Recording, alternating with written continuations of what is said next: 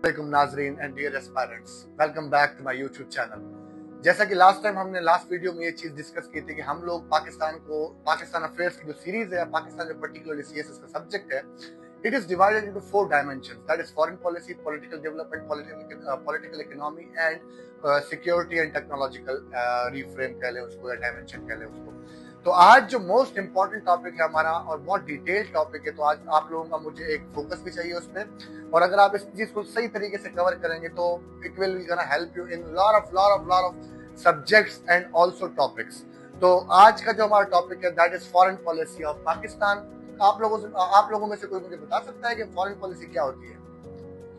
For your knowledge और according to my knowledge, foreign policy depends on the national interest and according to the, अब मैं पाकिस्तान की foreign policy की बात नहीं कर रहा हूँ, मैं किसी भी कंट्री की फॉरेन पॉलिसी की बात कर रहा हूँ। कोई भी कंट्री अपने नेशनल इंटरेस्ट को और अपने डिटरमिनेंट्स को जब डिटरमाइन करता है या जब एवेल्युएट करता है तो वो अपनी foreign policy according to that determinants design करता है। अगर हम पाकिस्तान की फॉरेन पॉलिसी के बारे में बात करें तो पाकिस्तान की पर्टिकुलरली फॉरेन पॉलिसी उसके नेशनल इंटरेस्ट और उसके डिटरमिनेंट्स पे डिपेंड करती है। अगर हमारे नेशनल इंटरेस्ट किसी कंट्री की तरफ है तो हमारी फॉरेन पॉलिसी भी उसकी तरफ इंक्लिनेशन होगी, इंक्लाइन होगी। और हमारी अगर डिटरमिनेंट्स वीक हैं और अगर हमारे डिटरमिनेंट्स, इंटरनल डिटरमिनेंट्स या एक्सटर्नल डिटरमिनेंट्स अगर हमारे वीक है, it's not in a fertile situation और it's like in a under developed situation, तो हमारी ऑटोमेटिकली फॉरेन पॉलिसी भी अफेक्ट होगी। तो आज हम बात करेंगे फॉरेन पॉलिसी। फॉरेन पॉलिसी के अंदर बहुत सारी चीजें आती हैं पाकिस्तान अफेयर्स के अंदर। उसमें सबसे पहले अगर हम बात करें तो फॉरेन पॉलिसी जो हिस्टोरिकल स्पेक्ट्रम रहा है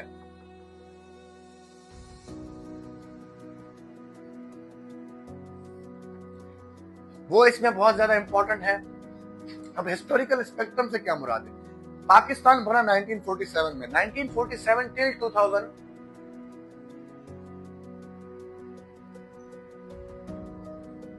टिल 2025 आपको ना एक कुछ भी नहीं, आपको सिर्फ और सिर्फ आपको पाकिस्तान की फॉरेन पॉलिसी के बारे में ना थोड़ा सा नो हाउ होनी चाहिए। लाइक सिंस 1947 टुवर्ड्स 2025 यहाँ तक पाकिस्तान की जो फॉरेन पॉलिसी है किसकी तरफ अलाइनमेंट में रही है, किसकी तरफ नॉन अलाइनमेंट में रही है, किसकी तरफ हम लोग इंक्लाइन रहे हैं और किसको हमने कंप्लीटली डेकेड्स में इग्नोर किया।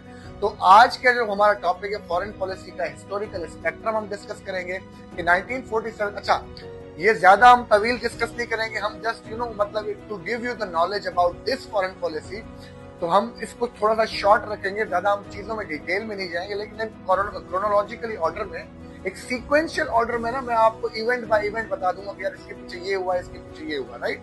तो हम आज ये हिस्टोरिकल स्पेक्ट्रम डिस्कस करेंगे। दूसरी जो चीज हम इस पर डिस्कस करेंगे दैट इज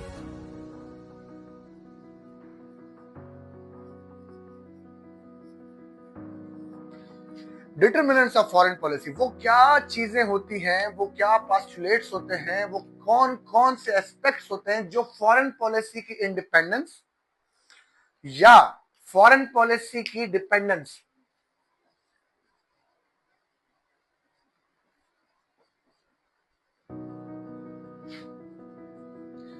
इंडिपेंडेंस या डिपेंडेंस को मेजर करते हैं। मतलब वो कौन सी चीजें होती हैं जिनकी वजह से एक कंट्री की फॉरेन पॉलिसी खुद मुख्तियार होती है, ऑटोनॉमस होती है और वो किसी कंट्री से इफेक्ट नहीं होती, किसी के अलायंस में नहीं होती, किसी के दबाव में या इन्फ्लुएंस में नहीं होती। तो आज हम ये चीजें डिस्कस करेंगे। द थर्ड थिंग इज, अब इसमें एग्रीमेंट्स भी आ जाएंगे, इसमें पैक्ट्स भी आ जाएंगे, इसमें आपके कंट्री टू कंट्री जो मतलब आपने मुआहदे किए हुए हैं, जो कमिटमेंट्स की हुई हैं, जो ट्रीटीज साइन की हुई हैं, या जो आपके रीजनल एक प्रायोरिटीज हैं, रीजनल इफेक्ट्स हैं, रीजनल अपैरेटसेस हैं, हम उनको डिस्कस करेंगे। और हमारे जो कंट्रीज के साथ पर्टिकुलरली यूएस, हमारे neighbouring countries like China, US, China, Iran, India, Afghanistan, इन कंट्रीज के साथ हमारे हिस्टोरिकली क्या क्या क्या एक मतलब हमारा हिस्टोरिकल बायलैटरल अलाइनमेंट रही है या इनकाउंटर रहा है, जो भी हम लोग उसकी वॉर्स रही है हमारी, तो हम उनको डिस्कस करेंगे। लेकिन उसके लिए मुझे एक और वीडियो बनानी पड़ेगी क्योंकि वो एक एक कंट्री, एक प्रॉपर, अगर मैं अफगानिस्तान में बात करूंगा तो ये एक वीडियो बहुत लंबी और बहुत डिटेल्ड हो जाएगी। तो आज सिर्फ मैं 2 चीजें डिस्कस करूंगा।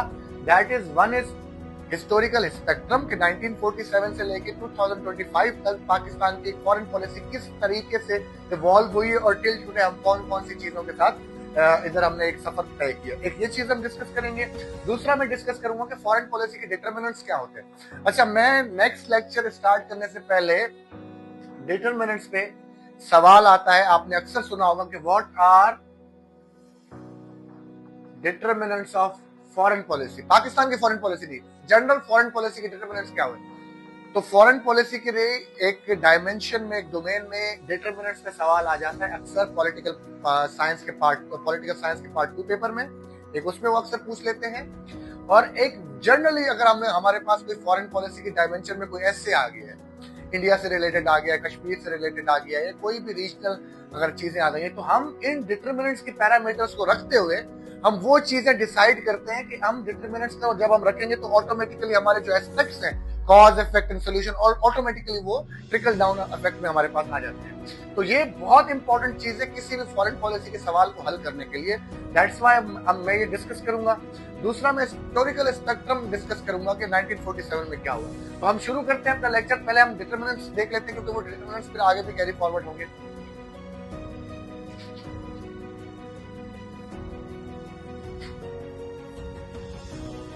नाज़रीन, पहला डिटरमिनेंट क्या। अच्छा, ये भी एक चीज है कि डिटरमिनेंट्स में जो है ना, मतलब लोगों ने तो नहीं, खैर बहुत सारा जो फॉरेन पॉलिसी के एक्सपर्ट्स हैं उन्होंने ना इन चीजों को 2 चीजों में डिवाइड किया है।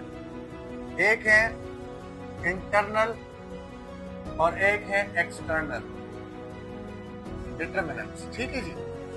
अब अगर मेरी जो जर्नी रही है, इसकी नॉलेज के हिसाब से मैं अगर बात करूं तो मोस्ट इंपॉर्टेंट चीजें जो होती है ना, वो दोनों ही होती है।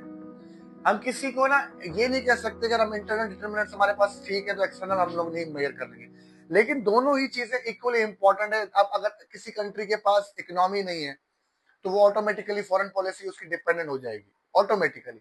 अगर उसकी साइज, जियोग्राफी, टेरिटरी अगर स्मॉल है, या वो किसी वॉर टॉर्न कंट्रीज में इन्वॉल्व है, तो ऑटोमेटिकली उसकी फॉरेन पॉलिसी भी उस कंट्री की तरफ जो है ना वो अफेक्ट हो जाएगी। तो हम किसी पार्ट को ज्यादा तरजीह देना, it's not justice to that. ठीक है ना। तो हम ये 2 चीजों में डिवाइड किया है। तो हम सबसे पहले जो है ना, मतलब इन दोनों को साथ ही मतलब जो है ना डिस्कस कर लेते हैं। ठीक है।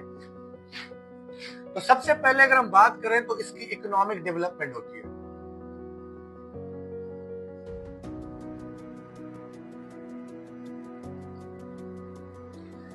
नाजरीन, किसी कंट्री की अगर economic development is not in healthy situation, अगर उसकी मुआशी हालात अगर उसके ठीक नहीं है, इकोनॉमिकली जो है ना वो बाउंड है, वो लोन ड्रिवन कंट्री है, इंपोर्ट ड्रिवन कंट्री है, और अगर उसकी जो इकोनॉमी वो टीटरिंग जो है ना वो पोजीशन में फ्रेजाइल है, it's not a sound economy, उसकी सोशल सेक्टर तबाह है, उसके डेट डेफिसिट्स तबाह है, वो उसकी जो है ना एनर्जी सेक्टर बिल्कुल तबाह बर्बाद हुआ है, इंडस्ट्री, एग्रीकल्चर वो लोन्स की तरफ जा रहा है, वो एडहॉकिज्म की तरफ जा रहा है। मैंने एक टर्म यूज किया नाज़रीन, जब हम इस चीज को कवर करेंगे, इकोनॉमिक डेवलपमेंट को कवर करेंगे, तो हम इसको और ज्यादा डिटेल में कवर करेंगे। मैं आपको फॉर दैट पर्पस में आपको छोटा सा इसका कॉन्सेप्ट देता हूँ। एडहॉकिज्म कहते हैं वो कंट्री जिसका कोई परमानेंट सोल्यूशन ना हो, जो लोन्स के ऊपर, जो ग्रांट्स के ऊपर, जो एड्स के ऊपर अपनी इकोनॉमिकली जो है ना जो इकोनॉमिक सिचुएशन है उसको एक शॉर्ट टर्म जो है ना वो सोल्यूशन की तरफ लेके जाता है, और उसको कहते हैं एडहॉक ड्रिवन कंट्री, या उसके कल्चर को कहते हैं एडहॉकिज्म, राइट। तो जिसकी जो इकोनॉमिकली जो कंट्री है वो एडहॉकिज्म में हो, तो दैट इज उसकी कभी फॉरेन पॉलिसी ना इंडिपेंडेंट नहीं हो सकती। उसकी वो हमेशा किसी ऐसे कंट्री के जो है ना मतलब सबऑर्डिनेट रहेगा, उसकी वो इनअप्रोप्रिएट फेवर्स उसको देनी पड़ेगी, उसके अपनी सॉवरेनिटी को कंप्रोमाइज करना पड़ेगा। दैट इज वाई जो है ना मतलब अगर हम पाकिस्तान की तो हम बात मतलब आपके सामने सबके सामने फैक्ट्स हैं कि यूएस से या मतलब जो है ना हमारे जितने भी डोमिनेटेड कंट्रीज हैं जिनमें हमारे पास चाइना आ जाते हैं, तो वो हमारा मतलब हम उनके सबऑर्डिनेट रहते हैं।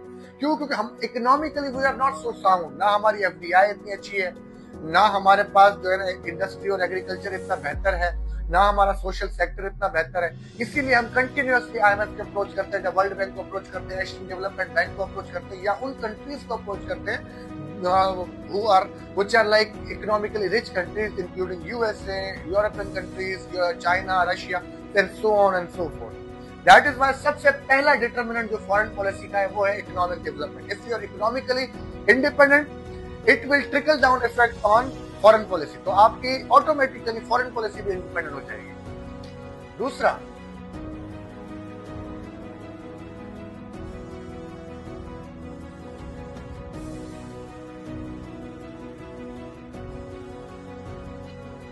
Another type of government. Type of government मुराद है कि अगर आप प्रेसिडेंशियल हो, आप यूनिटरी हो, आप फेडरेटेड कंट्री हो, फेडरल कंट्री हो, या फिर आप कॉन्फेडरेशन के मानने वाले कंट्री हो, या कोई भी अगर आपके पास पार्लियामेंट्री अगर गवर्नमेंट फॉर्म ऑफ गवर्नमेंट है, प्रेसिडेंशियल फॉर्म ऑफ गवर्नमेंट है, मोनार्की है, आपके पास कॉन्स्टिट्यूशनल डेमोक्रेसी, आपके पास किसी भी टाइप की गवर्नमेंट है, तो आप ऑटोमेटिकली अपने ही अलाइंड कंट्रीज के साथ फॉरेन पॉलिसी आप अटैच करने की कोशिश करते हो।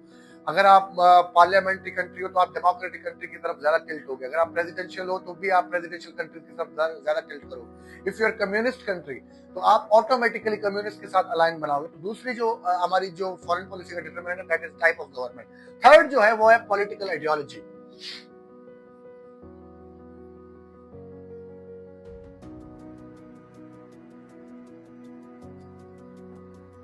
पॉलिटिकल आइडियोलॉजी से यही मुराद है कि आप कौन सी सोशलिज्म प्रैक्टिस करते हो, आप डेमोक्रेटिक कंट्री हो, आप कम्युनिस्ट कंट्री हो, या आप कैपिटलिस्ट कंट्री हो। तो इट मींस कि पॉलिटिकल आइडियोलॉजी बहुत ज्यादा जो है ना इफेक्ट करती है आपकी फॉरेन पॉलिसी में। अगर आप आइडियोलॉजिकली अपने अलायंस के साथ नहीं रहोगे इट मींस के you will be left isolated.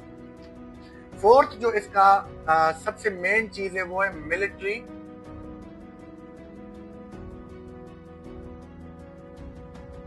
Capability, या कैपेसिटी भी कह सकते हैं इसको। आपको पता है नाजरीन, सिक्योरिटी इस जो है ना दौरे नागवार में security is a main concern. जो है ना आप इब्राहिम अल-बरादी जो है ना मोहम्मद अल-बरादी एक international economic agency energy agency का डिप्टी डायरेक्टर रहा है, और डिप्टी जो है ना मेरे ख्याल से डायरेक्टर जनरल रहा है, और वो इजिप्ट का था। तो उसने एक बात कही थी कि सिक्योरिटी जो है ना वो हर ह्यूमन की, हर लीडर की, हर कंट्री की पहली प्रायोरिटी होती है।